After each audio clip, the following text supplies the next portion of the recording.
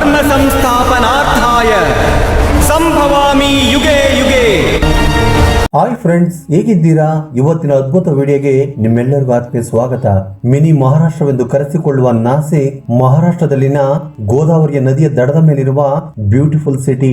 ಈ ಸಿಟಿಗೆ ಉತ್ತರದಲ್ಲಿ ಡೆಕ್ಕನ್ ಪ್ರಸ್ಥಭೂಮಿ ಇದೆ.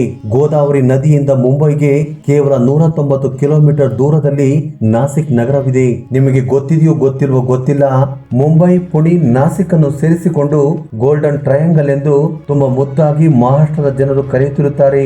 ಈ ರೀತಿಯ ಅದ್ಭುತವಾದ ನಾಸಿಕ್ ಬಗ್ಗೆ ತಿಳಿದುಕೊಳ್ಳಬೇಕು ಅಂದ್ರೆ ಈ ವಿಡಿಯೋವನ್ನು ಎಂಡ್ವರೆಗೂ ನೋಡಿ. ಅದಕ್ಕಿಂತ ಮೊದಲು ನಿಮ್ಮಲ್ಲೊಂದು ಸ್ಮಾಲ್ ರಿಕ್ವೆಸ್ಟ್, ನಮ್ಮ ಚಾನೆಲ್ ಅನ್ನು ಸಬ್ಸ್ಕ್ರೈಬ್ ಮಾಡಿಕೊಳ್ಳದೆ ಹೋಗಿದ್ದರೆ ತಕ್ಷಣ ಸಬ್ಸ್ಕ್ರೈಬ್ ಮಾಡಿಕೊಳ್ಳಿ. ಪಕ್ಕದಲ್ಲಿರೋ ಬೆಲ್ ಐಕಾನ್ ಅನ್ನು ಕ್ಲಿಕ್ ಮಾಡಿದರೆ ನಾವು ವಿಡಿಯೋವನ್ನು ಅಪ್ಲೋಡ್ ಮಾಡಿದ ತಕ್ಷಣ ನಿಮಗೆ ನೋಟಿಫಿಕೇಶನ್ ಬರುತ್ತದೆ. ಇಂಡಿಯಾದಲ್ಲಿ ನಿಮಗೆ ಇಷ್ಟವಾಗಿರುವ ಪ್ಲೇಸ್ ಯಾವುದು ಎಂದು ಕಮೆಂಟ್ ಬಾಕ್ಸ್ ಅಲ್ಲಿ ಕಮೆಂಟ್ ಮಾಡುವುದನ್ನು ಮರೆಯಬೇಡಿ. ಇನ್ನು ಡೀಟೇಲ್ಸ್ ಗೆ ಹೋದ್ರೆ, ಭಾರತ ದೇಶದಲ್ಲಿಯೇ ಅತ್ಯಂತ ವೇಗವಾಗಿ ಅಭಿವೃದ್ಧಿ ಹೊಂದುತ್ತಿರುವ ನಗರಗಳಲ್ಲಿ ನಾಸಿಕ್ 4ನೇ ಸ್ಥಾನದಲ್ಲಿದೆ. ಕೇವಲ ಇಂಡಿಯಾದಲ್ಲಿ ಮಾತ್ರವಲ್ಲ, ಪ್ರಪಂಚದಲ್ಲಿ ಅತ್ಯಂತ ವೇಗವಾಗಿ ಡೆವಲಪ್ ಆಗುತ್ತಿರುವ ಸಿಟಿಯಲ್ಲಿ ನಾಸಿಕ್ 16ನೇ ಸ್ಥಾನದಲ್ಲಿದೆ. ಇಲ್ಲಿ ತುಂಬಾ ದ್ರಾಕ್ಷಿ ತೋಟಗಳು ಇರುವುದರಿಂದ ವೈನ್ ಉತ್ಪತ್ತಿಯನ್ನ ಹೆಚ್ಚಾಗಿ ಮಾಡುತ್ತಾರೆ. ಇದನ್ನು ಬಿಟ್ಟರೆ ಪ್ರತಿ 12 ವರ್ಷಕ್ಕೆ ಒಂದು ಸಾರಿ ಕುಂಭಮೇಳವನ್ನು ನೆರವೇರಿಸುತ್ತಾರೆ. ಆ ಕುಂಭಮೇಳದಲ್ಲಿ ಪಾಲ್ಗೊಳ್ಳುವುದಕ್ಕೆ ಲಕ್ಷಾಂತರ ಮಂದಿ ಭಕ್ತರು ಪ್ರಪಂಚದ 4 ಮೂಲೆಗಳಿಂದಲೂ ಪಾಲ್ಗೊಳ್ಳುತ್ತಾರೆ. ನಾಸಿಕ್ ನಲ್ಲಿರುವ ವೆಹಿಕಲ್ ನಂಬರ್ ಪ್ಲೇಟ್ ಮೇಲೆ MH15 ಎಂದು ಇರುತ್ತದೆ. ಇದು ಇಲ್ಲಿರುವ RTO ಕೋಡ್. ನಾಸಿಕ್ ಪ್ರಸ್ತುತವಾಗಿ 15,530 ಸ್ಕ್ವೇರ್ ಕಿಲೋಮೀಟರ್ ವಿಸ್ತೀರ್ಣವನ್ನು ಹೊಂದಿದೆ. ಇದು ಮಹಾರಾಷ್ಟ್ರದಲ್ಲಿಯೇ ಅತ್ಯಂತ ದೊಡ್ಡ ಜಿಲ್ಲೆ ಎಂದು ಹೇಳಬಹುದು. 2011ರ ಜನಗಣತಿಯ ಪ್ರಕಾರ ಇಲ್ಲಿ 61 ಲಕ್ಷಕ್ಕೂ ಹೆಚ್ಚು ಮಂದಿ ಜನರು ವಾಸ ಮಾಡುತ್ತಿದ್ದಾರೆ.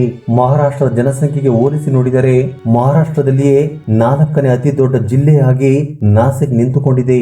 ಇನ್ನು ಜೆಂಡರ್ ರೇಷಿಯೋನ ನೋಡೋದಾದ್ರೆ ಪ್ರತಿ 1000 ಮಂದಿ ಪುರುಷರಿಗೆ 934 ಮಂದಿ ಮಹಿಳೆಯರು ಇದ್ದಾರೆ. ನಾಸಿಕ್ ನಲ್ಲಿ ಲಿಟರೇಟ್ ಪರ್ಸೆಂಟೇಜ್ ಕೂಡ ತುಂಬಾ ಜಾಸ್ತಿನೇ ಇದೆ. 82.30% ಮಂದಿಗೆ ಓದುವುದಕ್ಕೆ ಬರೆಯುವುದಕ್ಕೆ ಬರುತ್ತದೆ. ಅವರಲ್ಲಿ ತುಂಬಾ ಮಂದಿ ತಮ್ಮ ಮಾತೃಭಾಷೆ ಮರಾಠಿಯಲ್ಲಿ ಮಾತನಾಡುತ್ತಾರೆ. ಇಲ್ಲಿ ವಾಸ ಮಾಡುತ್ತಿರುವ ಜನರು ಹಿಂದಿ, ಗುಜರಾತ್, ಮರಾಠಿ ಮತ್ತು ಮಾರ್ವಾಡಿ ಭಾಷೆಗಳನ್ನ ತಮ್ಮ ಮಾತೃಭಾಷೆಯಂತೆ ಮಾತನಾಡುತ್ತಿರುತ್ತಾರೆ. ಹೆಚ್ಚಾಗಿ ಇಲ್ಲಿ ಹಿಂದೂಗಳೇ ವಾಸ ಮಾಡುತ್ತಿದ್ದಾರೆ. ನಂತರ ಸ್ಥಾನದಲ್ಲಿ ಮುಸ್ಲಿಮರು, 3ನೇ ಸ್ಥಾನದಲ್ಲಿ ಬೌದ್ಧರು ಇರುತ್ತಾರೆ. ಇಲ್ಲಿನ ಜನರು ತುಂಬಾ ಪ್ರೀತಿಯಿಂದ ಎಲ್ಲರೂ ಒಂದಾಗಿ ಜೀವಿಸುತ್ತಾರೆ. ನಾಸಿಕ್ ಎಂದ ತಕ್ಷಣ ನಮಗೆ ಪರ್ಯಾಯ ಪ್ರಾಂತ್ಯವೆಂದು ಮಾತ್ರವಲ್ಲದೆ ಅಲ್ಲಿ ಅಂದವಾದ ಹುಡುಗಿಯರು ಕೂಡ ಇದ್ದಾರೆ. ಇಲ್ಲಿ ತುಂಬಾ ರುಚಿಕರವಾದ ಫುಡ್ ಕೂಡ ಸಿಗುತ್ತದೆ. ಮುಖ್ಯವಾಗಿ ಇಲ್ಲಿ ನೈಟ್ ಲೈಫ್ ಸ್ಟೈಲ್ ತುಂಬಾ ಫೇಮಸ್. ನೈಟ್ ಬೆಳಗಿನ ಜಾವದವರೆಗೂ ನೈಟ್ ಪಾರ್ಟಿಯನ್ನ ತುಂಬಾ ಸಂತೋಷವಾಗಿ ಮಾಡಿಕೊಳ್ಳಬಹುದು. ಮುಖ್ಯವಾಗಿ ನಾನ್ ವೆಜ್ ಪ್ರಿಯರಿಗೆ ವಾರ್ಹೇಡೆ ರಸಾನೆ ಅನ್ನೋ ಪ್ರತ್ಯೇಕವಾದ ನಾನ್ ವೆಜ್ ಐಟಮ್ ದೊರೆಯುತ್ತದೆ. ಇದು ತುಂಬಾ ಖಾರವಾಗಿರುವ ಮಟನ್ ಕರಿ. ಇದರ ರುಚಿ ತುಂಬಾ ಅದ್ಭುತವಾಗಿರುತ್ತದೆ. ಸ್ವೀಟ್ ಅಲ್ಲಿ ನಾವು ಒಬ್ಬಟ್ಟನ್ನ ಯಾವ ರೀತಿ ಮಾಡಿಕೊಳ್ಳುತ್ತೇವೋ ಅದೇ ರೀತಿ ಇವರು ಪುರಂಪೋಲೆ ಮಾಡಿಕೊಳ್ಳುತ್ತಾರೆ. ಅದರ ಜೊತೆ ಮದಕ್ ಕೂಡ ತುಂಬಾ ಫೇಮಸ್. ಇದು ಒಂದು ರೀತಿಯ ಲಡ್ಡು. ನೀವು ನಾಸಿಕ್ ನಲ್ಲಿ ಇಳಿದ ತಕ್ಷಣ ಎಲ್ಲಿ ನೋಡಿದರೂ ಕೂಡ ಈ ಸ್ವೀಟ್ ಕಾಣಿಸುತ್ತದೆ. ನಾಸಿಕ್ಗೆ ಹೋಗಿ ಈ ಸ್ವೀಟ್ ಅನ್ನ ತಿನ್ನದೆ ಹೋದರೆ ನಿಮ್ಮ ಜರ್ನಿ ವ್ಯರ್ಥ ಎಂದು ಅರ್ಥ. ಈ ಸ್ವೀಟ್ ಅನ್ನ ತಿಂದರೆ ಆ ರುಚಿಯನ್ನು ಎಂದಿಗೂ ಕೂಡ ನೀವು ಮರೆಯುವುದಿಲ್ಲ. ನಮ್ಮ ಬೆರಳನ್ನ ನೆಕ್ಕುತ್ತಲೇ ಇರುತ್ತೇವೆ. ನಾಸಿಕ್ ನಲ್ಲಿ ತುಂಬಾ ಮಂದಿ ಬೆಳಗಿನ ಬ್ರೇಕ್ಫಾಸ್ಟ್ ಗೆ ಬೋಂಡವನ್ನ ತಿನ್ನುತ್ತಿರುತ್ತಾರೆ. ಇಲ್ಲಿ ಸಿಗುವ ಬೋಂಡ ತುಂಬಾ ರುಚಿಕರವಾಗಿರುತ್ತದೆ. ತುಂಬಾ ಮಂದಿ ಜನರು ಬೆಳಿಗ್ಗೆ ಎದ್ದ ತಕ್ಷಣ ಇದನ್ನೇ ಬ್ರೇಕ್ಫಾಸ್ಟ್ ಆಗಿ ತೆಗೆದುಕೊಳ್ಳುತ್ತಾರೆ. ಇನ್ನು ನಾಸಿಕ್ ನಲ್ಲಿ ಆಕರ್ಷಣೀಯವಾದ ಸೀನ್ ಗಳಿಗೆ, ಅಂದವಾದ ಟೂರಿಸ್ಟ್ ಪ್ಲೇಸ್ ಗಳಿಗೆ ಲೆಕ್ಕವಿಲ್ಲ. ಇಲ್ಲಿ ನಾವು ಮುಕ್ತಿಧಾಮ್ ದೇವಾಲಯ, ಪಾಂಡವರ ಗುಹೆಗಳು, ಸೀತಾ ಗುಹೆ, ಹರಿಹರ ಕೋಟೆ, ರಾಮ ಕಡಿಮೆ ಅಂತ ಪ್ರಸಿದ್ಧ ಸ್ಥಳಗಳನ್ನು ನೋಡಬಹುದು. ಇಲ್ಲಿ ಮಾಂಗೆ ತುಂಗೇರಿರುವ 108 ಅಡಿ ಎತ್ತರವಿರುವ ಅಹಿಂಸಾ ವಿಗ್ರಹವನ್ನ ನೋಡಬಹುದು.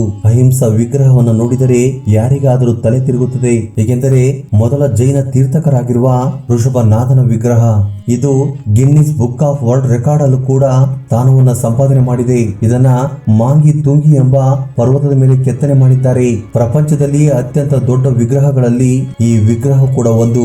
ಈಗ ನಾಸಿಕ್ ಹಿಸ್ಟರಿ ಬಗ್ಗೆ ಮಾತನಾಡಿಕೊಳ್ಳೋಣ. ನಾಸಿಕ್ ಹಿಸ್ಟರಿ ರಾಮಾಯಣ ಕಾಲಕ್ಕಿಂತ ಹೆಚ್ಚಿನ ಪುರಾತನವಾದದ್ದು. ರಾಮಾಯಣದಲ್ಲಿ ಲಕ್ಷ್ಮಣನು ಶೂರ್ಪಣಖಿಯ ಮೂಗನ್ನು ಕತ್ತರಿಸಿದರು ಎಂದು ಎಲ್ಲರಿಗೂ ಗೊತ್ತೇ ಇದೆ. ಶೂರ್ಪಣಖಿಯ ಮೂಗನ್ನು ಕತ್ತರಿಸಿರುವ ಸ್ಥಳವೇ ಈ ನಾಸಿಕ್ ಎಂದು ಹೇಳುತ್ತಾರೆ. ಇನ್ನು ನಾಸಿಕ್ ಎಂದರೇನೆ ಮೂಗು ಎಂದು ಅರ್ಥ. ಸಂಸ್ಕೃತದಲ್ಲಿ ಮೂಗನ್ನು ನಾಸಿಕ ಎಂದು ಕರೆಯುತ್ತಾರೆ. ಶ್ರೀರಾಮನು 14 ವರ್ಷಗಳ ಕಾಲ ವನವಾಸ ಮತ್ತು ಅಜ್ಞಾತವಾಸವನ್ನು ಮಾಡುತ್ತಿರುವಾಗ ಅವರು ನಾಸಿಕ್ ಅರಣ್ಯದಲ್ಲಿಯೇ ವಾಸ ಮಾಡುತ್ತಿದ್ದರು. ಆದ್ದರಿಂದಲೇ ನಾಸಿಕ್ ನನ್ನ ರಾಮ್ ಕುಂದ್ ಪಂಚವಟಿ ಎಂದು ಕೂಡ ಕರೆಯುತ್ತಾರೆ. ಸತ್ಯ ಯುಗದಲ್ಲಿ ನಾಸಿಕ್ ನನ್ನ ಪದ್ಮನಗರ ಎಂದು, ದ್ವಾಪರ ಯುಗದಲ್ಲಿ ಜನ್ಮಸ್ಥಾನಂ ಎಂದು, ಕೊನೆಗೆ ಕಲಿಯುಗದಲ್ಲಿ ನಾಸಿಕ್ ಎಂದು ಕರೆಯುತ್ತಾರೆ. ಒಂದು ಕಾಲದಲ್ಲಿ ಇದು ಶಾತವಾಹನರ ರಾಜಧಾನಿ. 16ನೇ ಶತಮಾನದ ಕೊನೆಯ ಸಂದರ್ಭದಲ್ಲಿ ಮೊಘಲರು ಈ ನಗರವನ್ನ ಸ್ವಾಧೀನಪಡಿಸಿಕೊಂಡರು. ಆ ಸಮಯದಲ್ಲಿ ಈ ನಗರವನ್ನು ಕುಲ್ತಾನ ಬಾರ್ ಎಂದು ಕರೆಯುತ್ತಿದ್ದರು. ಆ ನಂತರ 100 ವರ್ಷಗಳ ಕಾಲ ಮರಾಠರು ಮತ್ತು ಬ್ರಿಟಿಷರು ತಮ್ಮದೇ ಆದ ಸ್ಟೈಲ್ ನಲ್ಲಿ ಆಳ್ವಿಕೆ ನಡೆಸಿದರು. 1930ರಲ್ಲಿ ಕಾಲಾರಾಮ್ ದೇವಾಲಯಕ್ಕೆ ದಲಿತರ ಪ್ರವೇಶಕ್ಕೋಸ್ಕರ ಬಾಬಾ ಸಾಹೇಬ್ ಅಂಬೇಡ್ಕರ್ ಅವರ ನಾಯಕತ್ವದಲ್ಲಿ ನಾಸಿಕ್ ಸತ್ಯಾಗ್ರಹ ಇಲ್ಲಿಂದಲೇ ಶುರುವಾಯಿತು. ಸ್ವತಂತ್ರ ಸಮರ ಯೋಧರು ತತ್ಯ ತೋಪೆ, ವೀರ ಸಾವರ್ಕರ್, ಸಾಮಾಜಿಕ ಸಂಘ ಕಾರ್ಯಕರ್ತ ಮಹಾದೇವ್ ಗೋವಿಂದ್ ರಾನಾಡೆ ಇಲ್ಲಿಯೇ ಜನಿಸಿದರು. ವೀರ ಸಾವರ್ಕರ್ ಹಿಂದೂ ಸಭೆಗೆ ಸೇರಿದ ನಂತರ ಭಾರತ ದೇಶವನ್ನ ಹಿಂದೂ ರಾಷ್ಟ್ರವಾಗಿ ಹಿಂದೂಸ್ತಾನವಾಗಿ ಬದಲಾಯಿಸಬೇಕೆಂದು ಅವರು ತುಂಬಾ ಪ್ರಯತ್ನ ಪಟ್ಟರು. 1925ರಲ್ಲಿ ಇಲ್ಲಿ ಮೊಟ್ಟ ಮೊದಲ ಬಾರಿಗೆ ದ್ರಾಕ್ಷಿ ಬೆಳೆಯುವುದಕ್ಕೆ ಶುರು ಮಾಡಿದರು. ಇಂದಿಗೂ ಕೂಡ ಜನರು ಆ ವೈನ್ ತೋಟವನ್ನೇ ಕಂಟಿನ್ಯೂ ಮಾಡುತ್ತಿದ್ದಾರೆ. ನಾಸಿಕ್ ನಲ್ಲಿ ದ್ರಾಕ್ಷಿ ತೋಟಗಳನ್ನ ಹೆಚ್ಚಾಗಿ ಬೆಳೆಯುತ್ತಿರುತ್ತಾರೆ. ಆದ್ದರಿಂದಲೇ ಭಾರತ ದೇಶದಲ್ಲಿ ನಾಸಿಕ್ ನನ್ನ ವೈನ್ ಕ್ಯಾಪಿಟಲ್ ಎಂದು ಮುದ್ದಾಗಿ ಕರೆಯುತ್ತಿರುತ್ತಾರೆ. ಇಲ್ಲಿ ತಾಜಾ ದ್ರಾಕ್ಷಿಗಳಿಂದ ವಿವಿಧ ರೀತಿಯ ವೈನ್ಗಳು ಅತಿ ಸುಲಭವಾದ ದರಕ್ಕೆ ನಮಗೆ ಇಲ್ಲಿ ಸಿಗುತ್ತಿರುತ್ತವೆ. ನಮ್ಮ ಇಂಡಿಯಾದಲ್ಲಿರುವ ಅರ್ಧದಷ್ಟು ವೈನ್ ಬಾಟಲ್ಗಳು ಇಲ್ಲಿಯೇ ತಯಾರಾಗುವುದು. ಸಿಂಪಲ್ ಆಗಿ ಹೇಳ್ಬೇಕು ಅಂದ್ರೆ ನಮ್ಮ ಇಂಡಿಯಾದಲ್ಲಿರುವ 90% ವೈನ್ ಇಲ್ಲಿಂದಲೇ ಸಿಗುವುದು. ಆದ್ದರಿಂದಲೇ ಈ ಸಿಟಿಯನ್ನು ವೈನ್ ಕ್ಯಾಪಿಟಲ್ ಎಂದು ಕರೆಯುವುದರಲ್ಲಿ ಯಾವುದೇ ರೀತಿಯ ಅನುಮಾನವಿಲ್ಲ. ವೈನ್ ನ ಜೊತೆ ಈರುಳ್ಳಿಯನ್ನು ಕೂಡ ಹೆಚ್ಚಿನ ಮೊತ್ತದಲ್ಲಿ ಇಲ್ಲಿ ಬೆಳೆಯುತ್ತಾರೆ.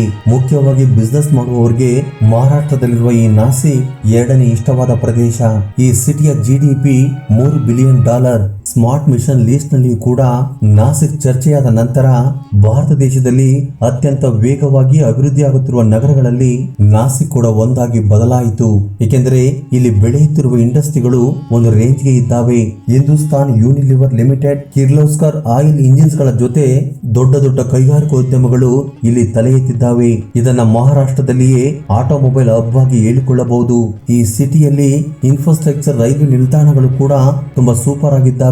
ಟ್ರಾನ್ಸ್ಪೋರ್ಟೇಷನ್ ಗೋಸ್ಕರ ರೋಡು ರವಾನೆಗಳು ಅಲ್ಟಿಮೇಟ್ ಲೆವೆಲ್ ಅಲ್ಲಿ ಇದ್ದಾವೆ.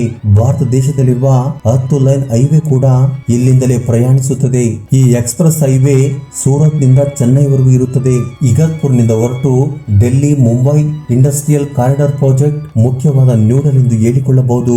ನ್ಯಾಷನಲ್ ಹೈವೇ 50 ಕೂಡ ಈ ನಗರದಿಂದ ಪ್ರಯಾಣಿಸುತ್ತವೆ. ಇಲ್ಲಿರುವ ಮೇನ್ ರೈಲ್ವೆ ಸ್ಟೇಷನ್ ಅನ್ನ ನಾಸಿಕ್ ರೈಲ್ವೆ ಸ್ಟೇಷನ್ ಎಂದು ಕರೆಯುತ್ತಾರೆ.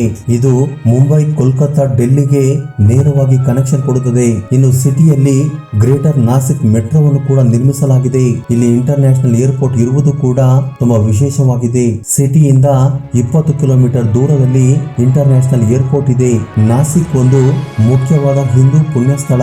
ನಾಸಿಕ್ ನಗರದ ವಾತಾವರಣ ತುಂಬಾ ಪ್ರಶಾಂತವಾಗಿರುತ್ತದೆ. ವರ್ಷದಲ್ಲಿ ಯಾವುದೇ ಸಮಯದಲ್ಲಾದರೂ ಈ ನಗರಕ್ಕೆ ಭೇಟಿ ಕೊಡಬಹುದು. ಮಳೆಗಾಲದಲ್ಲಿ ಟ್ರೆಕ್ಕಿಂಗ್ ಹೋಗುವ ಜನರಿಗೆ ಅತ್ಯಂತ ಸುರಕ್ಷಿತವಾದ ಸ್ಥಳಗಳಲ್ಲಿ ಈ ನಾಸಿಕ್ ಕೂಡ ಒಂದು.